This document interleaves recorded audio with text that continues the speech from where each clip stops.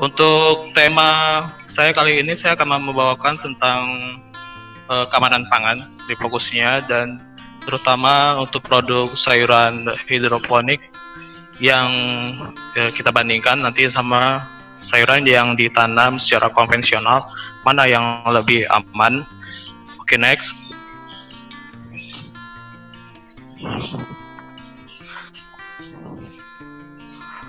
Untuk hidroponik sendiri merupakan pertanian modern ya, jadi sudah banyak mulai dikembangkan.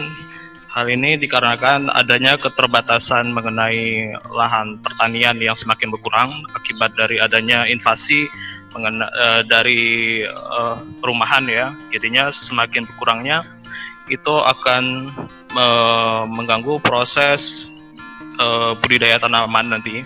Jadi hidroponik ini mulai dikembangkan terutama untuk daerah-daerah yang sedikit lahan pertanian, dan juga tren kedepannya itu adalah mulai dilakukan di daerah perkotaan. Jadi kita dapat melihat ada yang disebut dengan hutan-hutan kota yang berada di atas gedung-gedung tinggi. Itu merupakan teknik dari budidaya hidroponik ya dilakukan. Jadi tanpa menggunakan tanah dan juga memakai media tanam lain ya, berupa masing-masing adalah seperti pasir, arang sekam, dan batu ampul.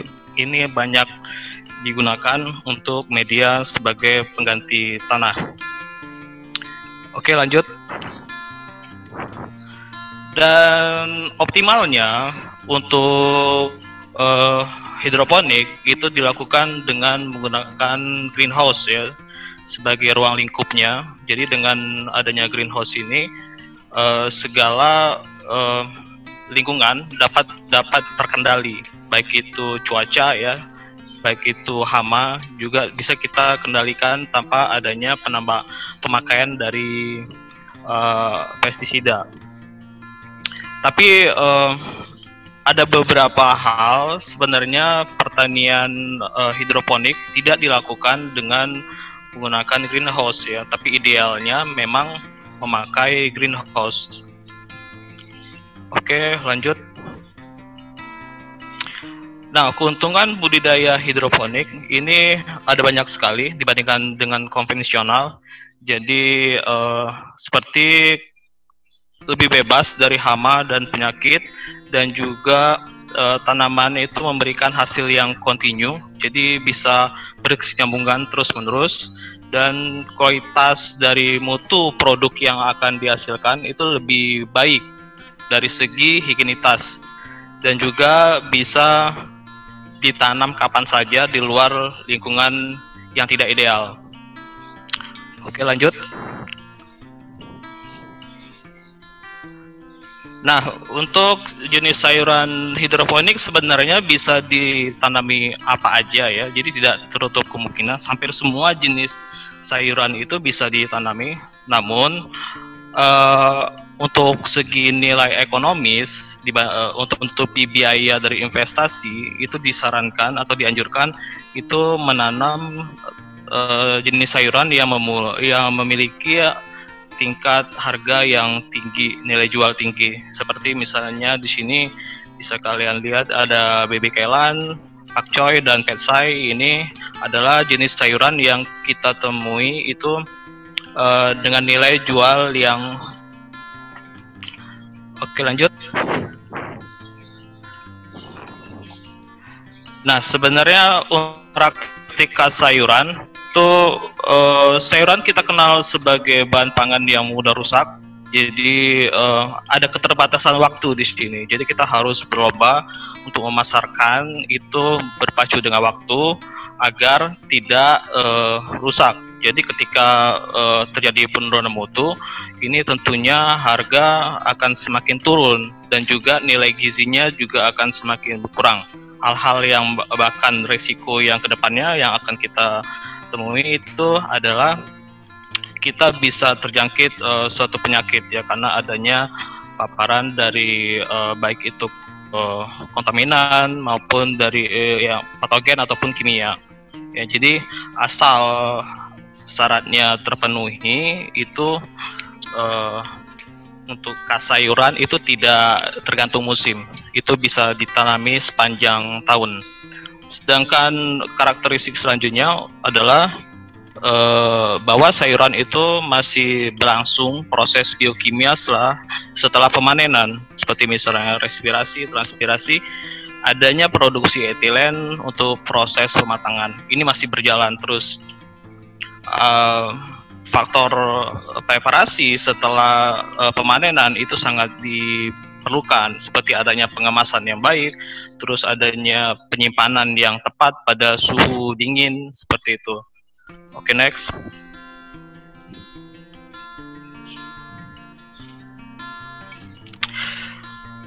Nah, berikut adalah critical point yang harus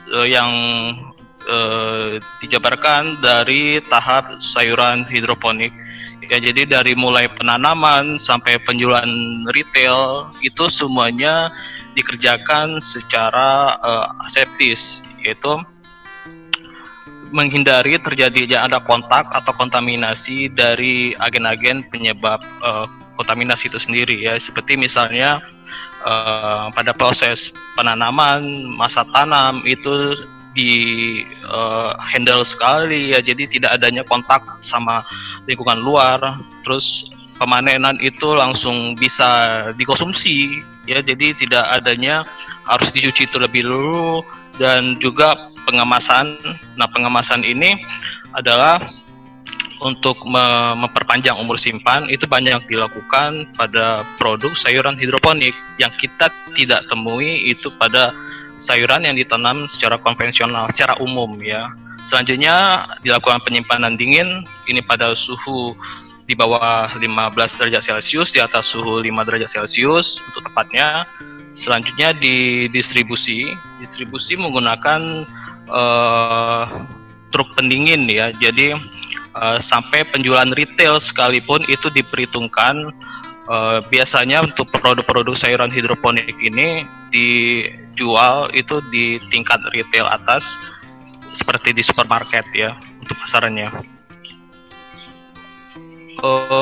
Untuk kontaminasi sendiri yang didapat dari sini itu biasanya hanya peluang tumbuh jamur, ya, peluang tumbuh jamur ketika pada masa tanam itu ketika kelembaban greenhouse tinggi, ventilasi udara tidak baik, sehingga akan menimbulkan munculnya jamur biasanya jamur normal flora itu akan muncul duluan.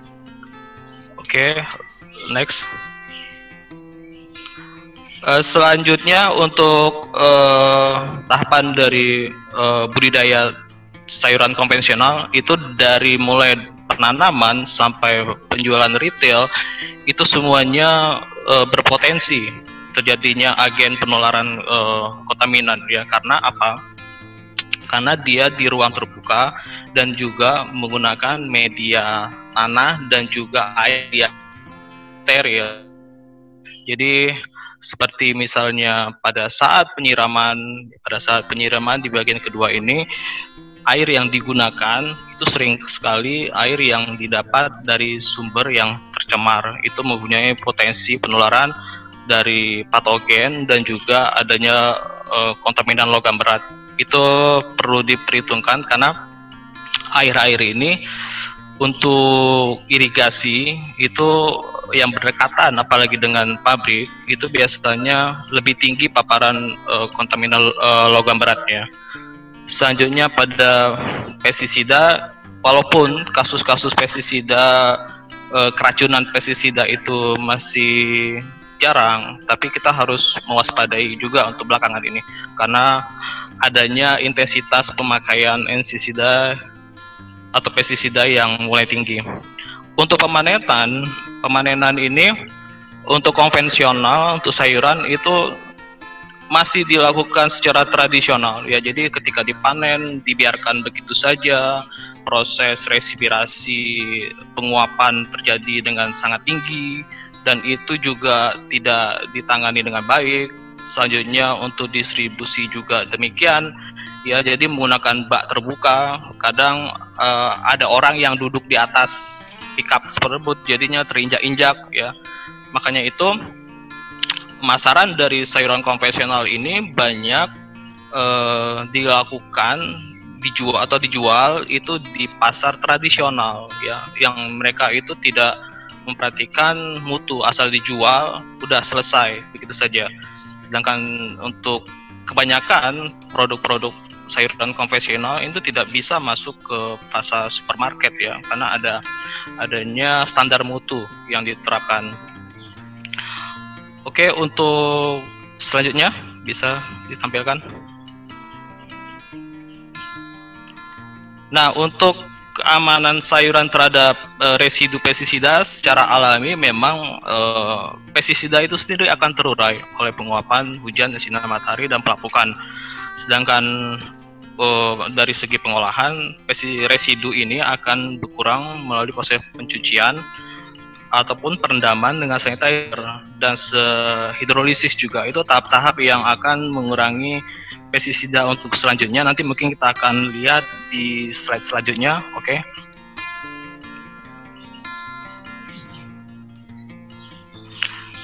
Nah, untuk dampak pestisida, pestisida merupakan jenis racun syaraf ya. Jadi karena menyerang suatu enzim sehingga menimbulkan gejala keracunan. Berarti masuk ke dalam tubuh itu melalui intoksikasi. Gejala akut yang bakalan diterima akibat dosis pestisida yang tinggi itu biasanya sakit kepala, pusing, terjadinya muntah-muntah ya. Sedangkan untuk paparan kontinu itu biasanya akan menyebabkan risiko kanker. Oke, selanjutnya. Nah, kalau ini adalah batas maksimum biasanya yang digunakan untuk beberapa petani ataupun yang kita lihat dari Badan Standarisasi Nasional, bahwa ada mulai muncul dosis berlebihan terhadap sayuran jenis kubis dan bunga kubis ya. Jadi ada mulai peningkatan pemakaian pestisida secara di luar batas anjuran, batas maksimum. Oke, lanjut.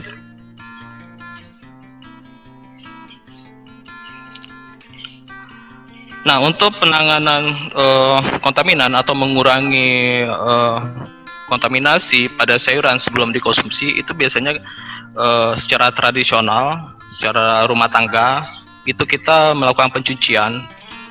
Namun itu sebenarnya tidak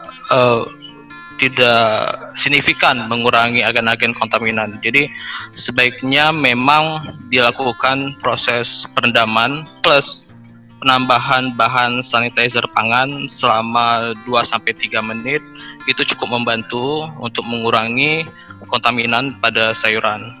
Bahkan ada beberapa treatment yang dilakukan dengan melakukan proses blanching.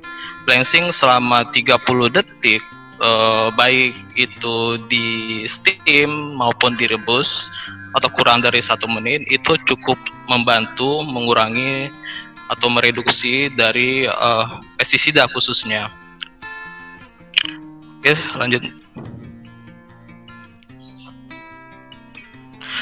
Nah, berikut adalah sedikit data mengenai gambaran bahwa perakuan pengolahan terhadap residu pestisida. Jadi kalau tomat saja dicuci itu tidak mempengaruhi dari tingkat pengurangan residu.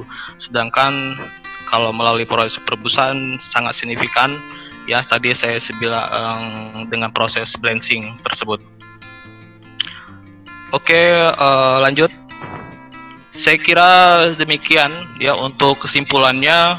Saya meyakini bahwa untuk saat ini sayuran konvensional itu masih berisiko ya untuk di pasaran di Indonesia dibandingkan hidroponik yang lebih pengerjaannya lebih higienis dari mulai proses penanaman sampai penjualan. Oke, demikian yang dapat saya sampaikan. Terima kasih. Saya serahkan kembali ke moderator.